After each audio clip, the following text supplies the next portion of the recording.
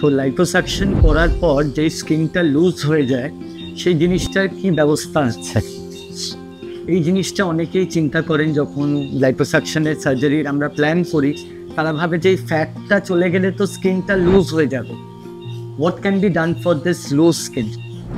So here is this machine which we use specifically for this purpose. মানে ধরুন আমরা গাইনেকোম্যাস্ট্রিয়া করছি, গ্রেড 3 গাইনেকোম্যাস্ট্রিয়া, যেখানে ফ্যাট গ্ল্যান্ড রিমুভ করার পর স্কিনটা অনেক লুজ হয়ে গেছে, সেটাকে আমরা কি করতে পারি? এই জিনিসটার সাহায্যে আমরা স্কিনটাকে টাইটেন করি। তেমনি ধরুন হাতে আমরা লাইপোসাকশন করছি, তারপর স্কিনটা লুজ হয়ে যাচ্ছে, সেই লুজ স্কিনটার জন্যে আমরা এই মেশিনটা ইউজ করি। তেমনি টামিটা করব, টামি লাইপোসাকশন করব, মমি মেকওভার করব, যেখানে আমরা লাইপোসাকশনের পর হয়তো আমাদের স্কিনটা ঝুলে যাবে, লুজ হয়ে যাবে, তাদের জন্য আমাদের এই মেশিনটা দরকার।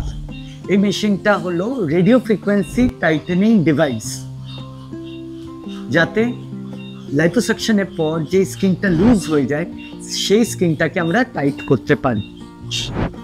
এই ট্রিটমেন্টটা সংক্রান্ত আরও কিছু যদি জানতে চান, if you want to know something in details about this liposuction and tightening thing, do connect to us.